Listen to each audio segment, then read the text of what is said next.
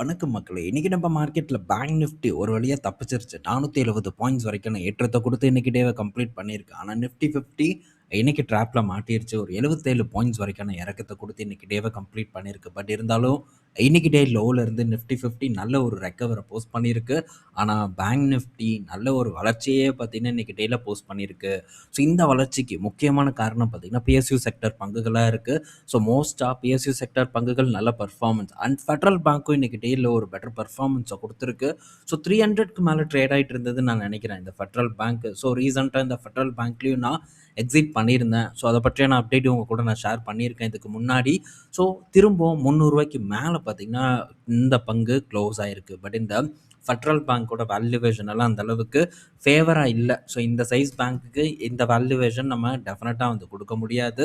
So இதுக்கும் HDFC பேங்க்குக்கும் பெரிய ஒரு டிஃப்ரெண்ட் இல்லை. ஹெச்டிஎஃப்சி பேங்க்கோட புக் டு ப்ரைஸ் பார்க்கும்போது 2 டைம்ஸ் இருக்குது. இதே ஃபெடரல் பேங்க்கோடது ஆல்மோஸ்ட் பார்த்தீங்கன்னா 2 டைம்ஸ் கிட்ட தான் வந்து இருக்குது. ஸோ இதுக்கு நம்ம ஃபெடரல் பேங்க் கிட்ட கொடுக்கணும். அதனால தான் நான் ப்ராஃபிட் புக் பண்ணிட்டு ஸோ ஹெச்டிஎஃப்சி பேங்க்கில் மேற்கொண்டு வந்து முதலீடு பண்ணலாம் அப்படின்ட்டு அந்த பக்கம் வந்து ஓடிட்டேன். ஸோ இது என்னை பொறுத்த வரைக்கும் இந்த ரேலி ரொம்ப நாட்களுக்கு இந்த இடத்துல நிலைக்குமா அப்படின்னா அது ஒரு சந்தேகத்துக்குரிய ஒரு விஷயம்தான். ஸோ அடுத்து அட்ராக்டிவான மதிப்பீடில் இருக்கக்கூடிய ஒரு பெரிய பேலன்ஸ் ஷீட் இருக்கக்கூடிய வங்கிகள் பக்கம் நம்ம போகிறது ஸோ ரொம்ப வந்து சரியாக இருக்கும்னு நான் நினைக்கிறேன். அது மட்டும் இல்லை, ஃபர்தராக மேற்கொண்டு ஏதாச்சும் ஒரு கிராஷ் ஏற்படுது, ஒரு சரிவு ஏற்படுதுன்னா நம்ம கொஞ்சம் நிம்மதியாக இருக்கலாம். மேற்கொண்டு முதலீடு பண்ணுறதுக்கும் நம்ம ட்ரை பண்ணலாம். பட் இந்த மாதிரி இடத்துலலாம் நமக்கு சந்தேகங்கள் ஏற்படும். இப்போ ஏற்படாது. ஏன்னா இப்போ எல்லாம் செழிப்பாக இருக்குல்ல. ஸோ நாளைக்கு பின்ன ஏதாச்சும் ஒரு பெரும் சரிவு ஏற்பட்டதுன்னா அந்த டைமில் நமக்கு சந்தேகங்கள் ஏற்படும். ஸோ அப்போது இது இன்னும் சீப்பராக இருக்கும். ஸோ அந்த டைமில் மேற்கொண்டு நம்ம முதலீடு பண்ணுறதுக்கான மனதைரியம் டெஃபினட்டாக வந்து இருக்காது. ஸோ மார்க்கெட் ரொம்பவே நம்ம பொறுமையோட விளையாடும். நம்ம சைக்காலஜியோட பூந்து விளையாடும். ஸோ அதை வந்து ஹேண்டில் பண்ணி வெளியே வர்றது ரொம்ப கஷ்டம். யாராக இருந்தாலும் சரி, எனக்கா இருந்தாலும் சரி, மற்றவர்களுக்கா இருந்தாலும் சரி, ரொம்பவே வந்து கஷ்டம். மார்க்கெட் வந்து ஒரு பெரும் சரிவை கொடுத்ததுன்னா என்னத்தை வாங்குறது? ஸோ பணத்தை போடலாமா வேண்டாமா அப்படிங்கிற பயம் நமக்குள்ளே வந்து இருக்கும். ஸோ அந்த பயத்தை கடந்து வெளியே வர்றது ரொம்ப கஷ்டம். அது சில குறிப்பிட்ட இடத்துல நம்மளால் வெளியே வர முடியும். எந்த இடத்துல ஸோ நமக்கு நல்ல ஒரு புரிதல் இருக்கும் அண்ட் ஒரு லார்ஜ் கேப் பங்காக இருக்கும். ஸோ அந்த மாதிரியான இடத்துல நம்ம மனசை கல்லாக்கிட்டு மீண்டு வந்துடலாம்.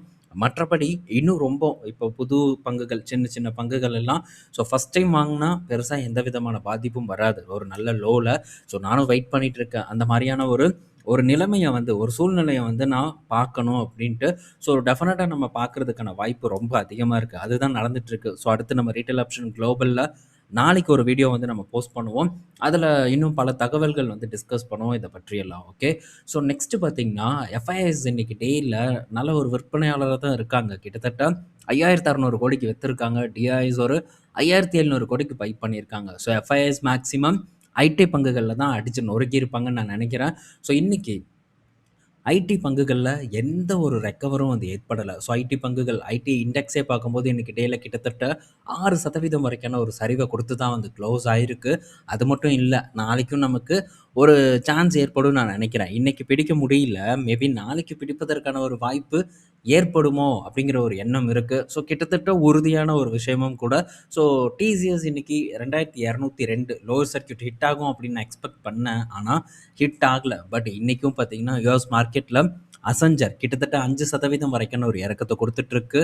விப்ரோ ஏடிஆர், இன்ஃபி ஏடிஆர் இது எல்லாமே இன்றைக்கி டேயில் ஒரு நல்ல இறக்கத்தை தான் போஸ்ட் பண்ணிட்டு இருக்கு. ஒரு 2 to 3% வரைக்கான சரிவை ஃபேஸ் பண்ணிட்டு இருக்கு. ஸோ நாளைக்கும் நம்ம மார்க்கெட்டில் ஐடி பங்குகளை போட்டு அடிப்பதற்கான வாய்ப்பு ரொம்ப அதிகமாக இருக்குன்னு நான் நினைக்கிறேன். ஸோ இன்னைக்கு எடுக்க முடியாத குவான்டிட்டிஸை நாளைக்கு டெஃபினட்டாக வந்து நான் பிடிச்சிருவேன் அப்படிங்கிற ஒரு நம்பிக்கை இருக்குது. ஸோ என்ன இந்த ரிலையன்ஸ் தான் பார்த்தீங்கன்னா பிடி கொடுக்க மாட்டேங்கிறான். ஸோ பக்கத்தில் வந்துடுறான், அங்கேருந்து பார்த்தீங்கன்னா திரும்ப ஜம்ப் பண்ணி மேலே ஓடிடுறான். ஸோ வெயிட் பண்ணுவோம். கிடைச்சா பிடிக்கிறதுக்கு ட்ரை பண்ணலாம். இந்த மாதிரியான சூழ்நிலை இப்போ இருக்கக்கூடிய சூழ்நிலையில் நம்ம மார்க்கெட்டில் ஸோ நம்ம எக்ஸ்பெக்ட் பண்ணக்கூடிய இடத்துக்கு வரும்போது மட்டும் நம்ம தெளிவாக என்ன பண்ணணுமோ அதை பண்ணுறதுக்கு நம்ம ட்ரை பண்ணுவோம். ஸோ நம்ம நினைக்கிறது வராமல் இருந்ததுன்னா ஸோ அந்த டைமில் நம்ம பெருசாக ரியாக்ட் பண்ண வேண்டாம். எங்கே ஓடிற போகுது, கண்டிப்பாக மார்க்கெட் நமக்கு பெரிய வாய்ப்பை வந்து கொடுக்க போகுது. ஸோ அதனால் பணத்தை வச்சு பொறுமையாக வந்து நம்ம முதலீடு பண்ணுறதுக்கு ட்ரை பண்ணுவோம். ஸோ சம்பளம் வந்ததும் மாதம் 10 நாளுக்குள்ளேயே எல்லாத்தையும் தூக்கி தயவு செஞ்சு வந்து போட்டுறாதீங்க. கொஞ்சம் பேக்கப் வச்சுக்கோங்க. போன மாதம் எனக்கு அப்படி தான் கொஞ்சம் கஷ்டமாச்சு. அதுக்கப்புறம் லிக்விட் ஃபண்ட்லலாம் கொஞ்சம் கொஞ்சம் எடுக்க வேண்டிய ஒரு சூழ்நிலை ஏற்பட்டது. பட் இந்த டைம் அந்த மாதிரி நடந்துடக்கூடாது. பக்காவாக பிளான் பண்ணி கரெக்டாக ஸ்ப்ளிட் பண்ணி முதலீடு பண்ணுறதுக்கு ட்ரை பண்ணணும். ஸோ அதை பண்ணுறதுக்கு நம்ம முடிஞ்ச அளவுக்கு ட்ரை பண்ணலாம். ஓகே. ஸோ நெக்ஸ்ட்டு வந்து பார்க்கும்போது டிசிஎஸ் இப்போ பெரிய அளவுக்கு கோவிட்க்கு அப்புறம் பெரிய அளவுக்கான ஒரு டவுன்ஃபால இன்னைக்கோட டேல தான் வந்து சந்திச்சிருக்கிறதாவும் ஒரு தகவல் வந்திருக்கு. கிட்டத்தட்ட 9% வரைக்கான சரிவு இன்னைக்கு டிசிஎஸ்ல ஏற்பட்டது. ஸோ டிசிஎஸ் பார்த்தீங்கன்னா 6 வருட லோல இருக்கு. ஸோ எச்டிஎஃப்சி பேங்க்கும் பார்த்தீங்கன்னா சேம் அதே இடத்துல தான் இருக்கு. பெருசா பர்ஃபார்மன்ஸே வந்து போஸ்ட் பண்ணல. ஸோ டிசிஎஸ் உண்மையிலேயே ரொம்பவே வந்து ஒரு சோகமான, ஒரு கஷ்டமான ஒரு இடத்துல தான் வந்து ட்ரேட் ஆயிட்டு இருக்கு. ஸோ என்ன ஆகுமோ அப்படிங்கிற பயம் இருக்கு. ஸோ ஏஐனால டெஃபினட்டா ஹெட் கவுண்ட் வந்து ரிடக்ஷன் ஆகும். இத பத்தி நம்ம பேசியிருக்கோம். ஆனா, ஏஐய வந்து அடாப்ட் பண்ணக்கூடிய காசு பார்த்தீங்கன்னா, ஹெட் கவுண்ட்ட காட்டிலும் ரொம்ப ஹையா இருக்கு. இது ரொம்பவே வந்து நம்ம தெரிஞ்சுக்க வேண்டிய ஒரு விஷயம். ஒரு பக்கம் ஹெட் கவுண்ட் ரெட்யூஸ் ஆனாலும் கூட, ஸோ ஐடி நிறுவனங்கள் அதுக்கேற்ற மாரியான சார்ஜஸ் தான் வந்து போடுவாங்க. கண்டிப்பா கம்மியெல்லாம் வந்து பண்ண மாட்டாங்க. அதே மாரி ஏஐ ஃபுல்லா வந்து அ எல்லாத்தையும் டேக் ஓவர்லாம் வந்து பண்ணாது. அதுலயும் வந்து நான் உறுதியா இருக்கேன். ஸோ அது அது பற்றியான நெறைய டெவலப்மெண்ட்ஸ் பார்த்தீங்கன்னா நடந்துட்டுருக்கு. அத பற்றி நம்ம ரீட்டெயில் ஆப்ஷன் குளோபல்ல டிஸ்கஸ் பண்ணும்போது இன்னும் உங்களுக்கு டீட்டெயில்டா வந்து புரியும். ஸோ ஏஐ காஸ்ட் பார்த்தீங்கன்னா, மேன் பவர விட ரொம்ப அதிகமா இருக்கு. இதுதான் நம்ம இங்க முக்கியமா பார்க்க வேண்டிய விஷயம். ஸோ அதனால எனக்கு எந்த விதமான பதற்றமும் இந்த ஐடி கம்பெனிஸ பொறுத்தவரைக்கும் இல்ல. ஸோ நான் ஃபோக்கஸ் பண்ண ஆரம்பிச்சதுலேருந்து கரெக்ட்டா பார்த்தீங்கன்னா, 25% வரைக்கான சரிவு இந்த டிசிஎஸ்ல ஏற்பட்டிருக்கு. ஏன்னா மேற்கொண்டு ஒரு 25% இறங்குமா? அதத்தான் வந்து பார்க்கணும். ஸோ நான் என்ன எக்ஸ்பெக்ட் பண்றேன், சரி ஒரு 50% கீழ இறங்குதுன்னு வைக்கலாம். ஸோ என்ன ஆகுது அப்படின்னு நம்ம பார்ப்போம். ஓகே. ஸோ 50% ஓவராலா நான் ஃபோக்கஸ் பண்ணதுலேருந்து 50% சரிவடைஞ்சதுன்னா, கிட்டத்தட்ட ரூ. 1500 ரூ. 1450 கிட்ட பார்த்தீங்கன்னா, இந்த டிசிஎஸ் வந்து ட்ரேட் ஆகும். ஸோ மேபி இந்த மாரி பார்த்தா வலி உங்களுக்கு யாருக்காச்சும் ஏற்படுமா? ஸோ என்ன பொறுத்தவரைக்கும் டெஃபினட்டா வந்து ஏற்படாது. மேபி டவுன் ஆச்சுன்னா, இந்த இடத்துல கூட நான் வாங்குறதுக்கு தயாரா தான் வந்து இருக்கேன். ஸோ ரிஸ்க் அப்படிங்கிறது எனக்கு புரியுது. பட் இருந்தாலும் ஸோ நான் இந்த இடத்துல வந்து ரொம்ப கான்ஃபிடென்ட்டா இருக்கேன். மேபி ஓவர் கான்ஃபிடென்ட் வந்து உடம்புக்கு ஆகாதுன்னு சொல்லுவாங்க. அது கூட வந்து ஏற்படலாம். பட் பொறுத்திருந்து பார்ப்போம் என்ன நடக்குதுன்னு. இன்கேஸ் வந்து தவறு பண்ணுனா, டெஃபினட்டா அந்த தவற நம்ம அக்செப்ட் பண்ணி ஆகணும் அப்படிங்கிறதையும் இந்த இடத்துல நான் மென்ஷன் பண்ணிக்கிறேன். ஸோ நீங்க என்ன பண்ணுவீங்க? மேபி இது இங்கேருந்து ஒரு 50% கீழ இறங்கி ரூ. 1500 வருதுன்னா, உங்க ரியாக்ஷன் எப்படி இருக்கும்? அப்படிங்கிறதையும் கீழ கமெண்ட் செக்ஷன்ல நீங்க தாராளமா பதிவு பண்ணலாம். ஸோ அத பார்க்கும்போது எப்படி மைண்ட் செட் இருக்கு, மக்களோட மைண்ட் செட் இருக்கு அப்படிங்கிறத நானும் ஓரளவு பார்த்தீங்கன்னா புரிஞ்சுக்குவேன். ஸோ கமெண்ட் செக்ஷன்ல கமெண்ட்ட போஸ்ட் பண்ணி விடுங்க. ஸோ அடுத்தது பார்த்தீங்கன்னா, கொக்கோ கோலா கிட்ட இருந்து அப்டேட் வந்திருக்கு. ஸோ கொக்கோ கோலா பார்த்தீங்கன்னா, அடுத்த வருடம் அவங்களுடைய இந்தியன் பாட்லர வந்து லிஸ்ட் பண்ண போறதா தகவல் வந்திருக்கு. ஸோ கொஞ்சம் மைனாரிட்டி ஸ்டேக்ஸ வந்து குடுக்க போறதா ஒரு அப்டேட் வந்து குடுத்துருக்காங்க. ஸோ ஆல்ரெடி போன வருடமே சொன்னாங்க. இன்ன வரைக்கும் ஐபிஓ வர மாரி தெரியல. மார்க்கெட் கண்டிஷன் நல்லா இருந்தா தான் ஐபிஓல இவங்க வருவதற்கான வாய்ப்பு அதிகமா இருக்கு. அதர்வைஸ் வரமாட்டாங்க அப்டின்னே நம்ம எடுத்துக்கலாம். ஸோ நெக்ஸ்ட்டு ஃபைசர் கிட்ட இருந்து அப்டேட் வந்திருக்கு. ஸோ ஃபைசர் பார்த்தீங்கன்னா, அவங்களுடைய மெலோமா தெரப்பி அந்த பிளட் கேன்சர் ட்ரக்க பார்த்தீங்கன்னா, இந்தியால லான்ச் பண்ண போறதா வந்து சொல்லியிருக்காங்க. ஸோ இந்த ட்ரக்கோட காஸ்ட் என்ன அப்படிங்கிறத இன்னும் வந்து இவங்க சொல்லாம தான் இருக்காங்க. அங்க குளோபலா யுஎஸ்ல பார்க்கும்போது அந்த ஒரு பாட்டில் அந்த ஒரு மருந்து ஒரு டைம் போடுறதுக்கான விலை 75,000லேருந்து ரூ. 90,000 வரைக்கும் இருக்கு.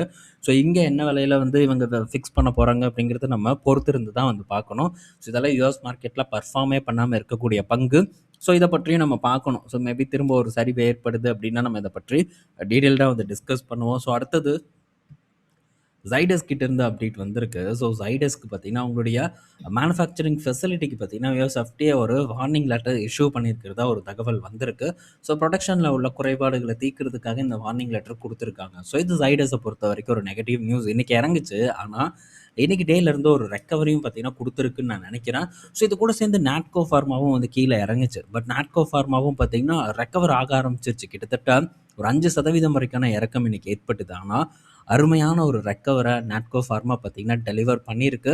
ஸோ பொறுத்திருந்து பார்ப்போம். ஐசிஐசிஐ செக்யூரிட்டீஸ் பார்த்தீங்கன்னா, ரூ. 1000 போகும் அப்படின்னு டார்கெட் வந்து குடுத்துருக்காங்க. ஸோ ரொம்ப பெரிய ஒரு டிஃபரெண்ட்டெல்லாம் இல்ல. 900க்கும் 1000க்கும் கரெக்ட்டா ஒரு ரூ. 934 கிட்ட இருக்கு. ஸோ போகுதாங்கிறத நம்ம பொறுத்திருந்து பார்ப்போம். பட் சரிவு ஏற்படணும். ஏற்பட்டா ஒரு சான்ஸ் நமக்கு வந்து ஏற்படும். ஸோ ஏற்படும் அப்படிங்கிற ஒரு நம்பிக்கையோட நம்மளும் வெயிட் பண்ணுவோம். இத பற்றியான சில விஷயங்களையும் ஷேர் பண்ணணும் அப்படின்னு நான் நெனைக்கிறேன். ஸோ ஒண்ணு வீடியோவா போஸ்ட் பண்றேன். அப்படி இல்லைன்னா ஆர்டிகிளா போஸ்ட் பண்றதுக்கு நான் ட்ரை பண்றேன். அடுத்தது என்எம்டிசி பற்றியான அப்டேட்டு.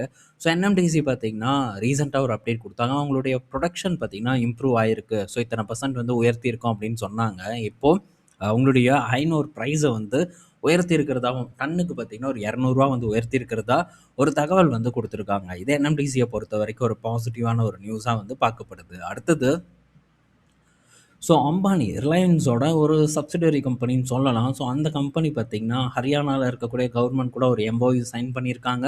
8,646 கோடி மதிப்பிலான ஒரு டவுன்ஷிப் ப்ராஜெக்ட்ட வந்து ஹரியானால பண்ண போறதா ஒரு தகவல் வந்து கிடைச்சிருக்கு. ஸோ இது ரிலையன்ஸ பொறுத்தவரைக்கும் ஒரு நல்ல செய்தி. ஸோ சீக்கிரம் நாளைக்காச்சும் வந்து ஒரு ஆப்பர்ச்சுனிட்டிய குடுடா அப்படின்னு தான் நானும் வந்து பார்த்துட்டுருக்கேன். எதிர்பார்த்து காத்துட்ருக்கேன். ஸோ மேபி கிடைச்சதுன்னா என்ன பொறுத்தவரைக்கும் அது ஒரு நல்ல வாய்ப்பு. ஸோ இத பற்றியும் ஒரு அப்டேட் இருக்கு. எதையும் போஸ்ட் பண்ண முடியாம இருக்கு. ஸோ ஒன்ஸ் வந்து அத பற்றி கரெக்ட்டா கம்ப்ளீட்டா வந்து ஒரு ஒரு ஃபார்ம் பண்ணிட்டேன்னா, டெஃபினட்டா அந்த அப்டேட்ட உங்க கூட நான் ஷேர் பண்றேன். ஸோ பல பாசிட்டிவ் விஷயங்கள் இருக்கு. ஒண்ணொண்ணா தான் பார்க்கணும். ஏன்னா, அந்த அளவுக்கு பெரும் நிறுவனம் இந்த ரிலையன்ஸ் நிறுவனம். ஸோ இதெல்லாம் நம்ம உட்காந்து ஈஸியா வந்து ஸ்டடி பண்ணி முடிச்சிட முடியாது. ஸோ அதனால நம்ம பொறுத்திருந்து பொறுமையாவே பார்ப்போம். பல விஷயங்கள நம்ம மேலோட்டமா பலமுறை டிஸ்கஸ் பண்ணியிருக்கோம். பட் இருந்தாலும் திரும்ப திரும்ப நம்ம டிஸ்கஸ் பண்ண வேண்டியது ரொம்ப அவசியம். அப்படி பண்ணும்போது தான் இதில இருக்கக்கூடிய விஷயங்கள் நம்ம மண்டையில ஏறும். ஸோ இதுதான் இன்டெல் போன்ற பல நிறுவனங்கள்ல நம்ம பண்ணியிருக்கோம். ஸோ அந்த நிறுவனங்கள் தொடர்ந்து ரொம்ப காலமா பெர்ஃபார்ம் பண்ணாத போது, அதில இருக்கக்கூடிய விஷயங்கள் ஃபியூச்சர் எப்படி இருக்குங்கிறத பற்றி என்னுடைய ஒரு எதிர்பார்ப்ப வந்து உங்க கூட நான் டிஸ்கஸ் பண்ணேன். அதுதான் நடந்துட்டுருக்கு. தொடர்ந்து நம்ம பார்ப்போம். தொடர்ந்து நம்ம ஃபோக்கஸ் பண்ணக்கூடிய கம்பெனிஸ் பற்றி டிஸ்கஸ் பண்ணுவோம். இந்த வீடியோல பல இன்ஃபர்மேஷன் நம்ம பார்த்துருப்போம். பயனுள்ளதா இருக்கும்னு நான் நினைக்கிறேன். நாளைக்கு நம்ம இன்னொரு வீடியோல மீட் பண்ணுவோம். பாய் மக்களே!